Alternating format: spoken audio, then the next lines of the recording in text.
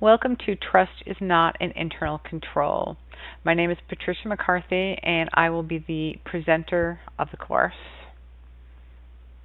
Let's just go through a few basics before we really get into it.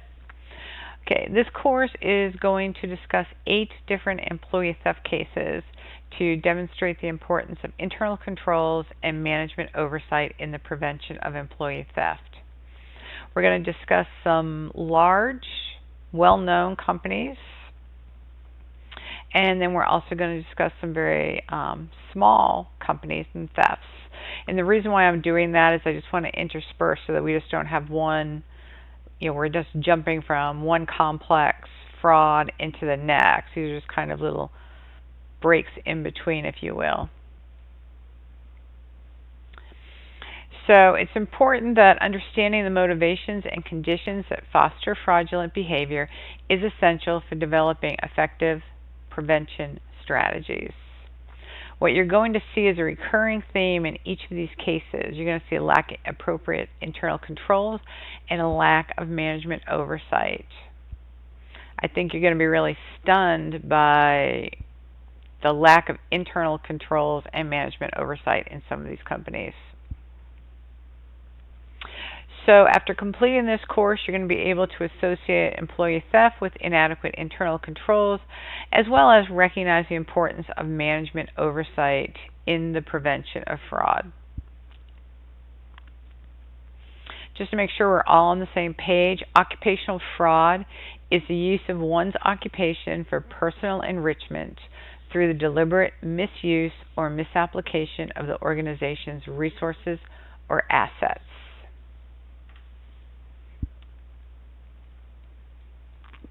The Association of Certified Fraud Examiners has actually created an employee theft overview, if you will, called the Fraud Triangle. So it's got 3 major components. The first one is financial pressure on the employee.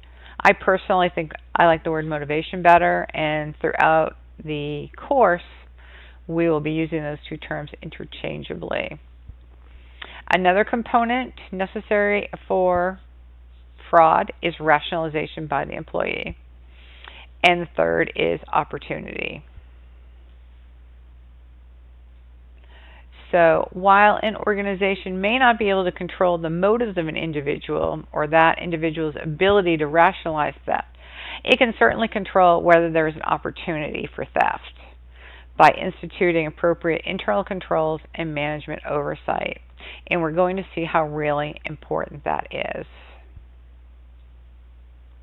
Causes of financial pressure, there's a variety of different choices.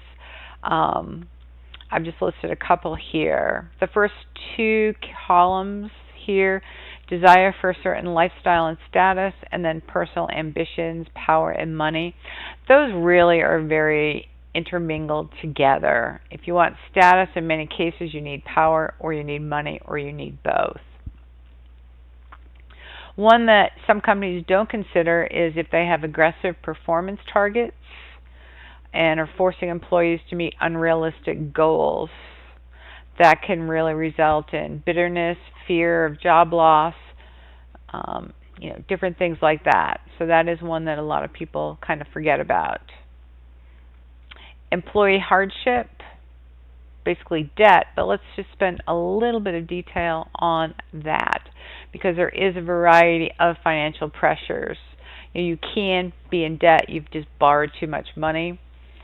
For some people, all of a sudden they're faced with large medical bills, or perhaps they're aging parents who don't have a lot of money and need to go to a nursing home, or their children suddenly need a lot of money for college tuition.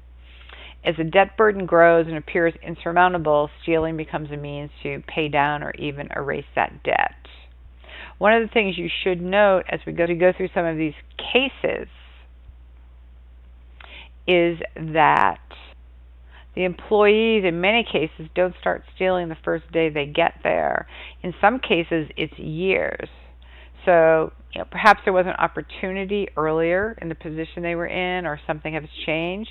But also, it may have just changed with the employee. Maybe all of a sudden they're in debt, or they've got large healthcare bills.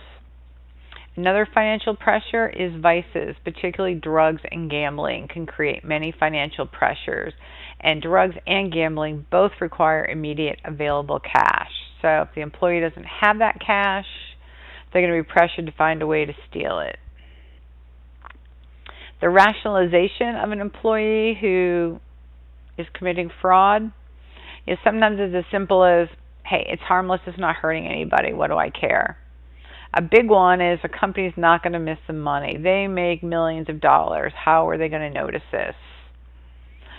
An underpaid employee, in some cases, they think they're doing the same job as their boss or even more, and, they're getting paid nothing. It's not fair. That also kind of goes along with the feeling of they're being underappreciated or undervalued. The last one, employee telling himself or herself that the money will be repaid. Sometimes, it just starts out very, very simple and just builds. For example, perhaps they're short on their rent for $200. So they borrow for petty cash. When they get paid, they put the money back, and they're like, pretty easy, nobody noticed. So next time they're short, maybe they're short $500. They go back to petty cash and do the same thing. Now, if they continue repeatedly doing that, at some point, they're not able to repay it. So again, all just different rationalizations for people to tell them that taking the money, committing the fraud is okay. The big one is opportunity. If there is an opportunity, there's not going to be theft. Now, the common threads that enable fraud are the lack of internal controls or weak internal controls, lack of oversight, and inadequate segregation of duties. We're going to see all of these in the different cases that we are looking at today, and you'll see the impact. The question today, who knew how easy it is to steal? You're going to see that it is extremely easy, and in some of these cases, it seems as though management literally gave the employee the key to the company vault.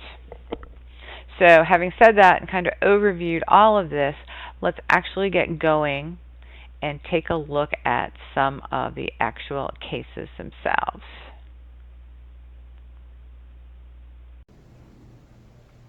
The first case we're going to take a look at is the Sandhogs. The Sandhogs is a nickname of the compressed air and free air foundations, tunnels, caissons, subways, cofferdams, sewer construction workers, Local 147 of New York, New Jersey states and vicinity, AFL-CIO. So I think you can understand why everyone just calls them the Sandhogs. These are actually workers that dig tunnels throughout New York City. They are responsible for all the sewer tunnels, the subway, and other excavation work.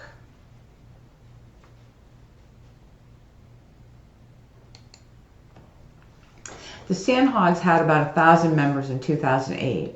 The union and its collective bargaining partners had established pension, annuity, workers' comp, vacation benefits, and a whole host of other benefits for the union members. These benefit plans encompassed 3 funds: a retirement fund, an annuity fund, an additional security benefits fund that provided severance, vacation, unemployment, workers' comp, unreimbursed medical benefits, as well as death benefits. It was a very healthy and generous benefit plan. Melissa King, through her company, which was an employee benefits administration company, was hired to provide administrative services for the union benefit funds around 1980. So remember that 1980 is when she really started. At this time, she also happened to be the benefits administrator for the United Probation Officers Association under her company name of King Administrators, which was the name of her company prior to divorce and bankruptcy. And we'll get to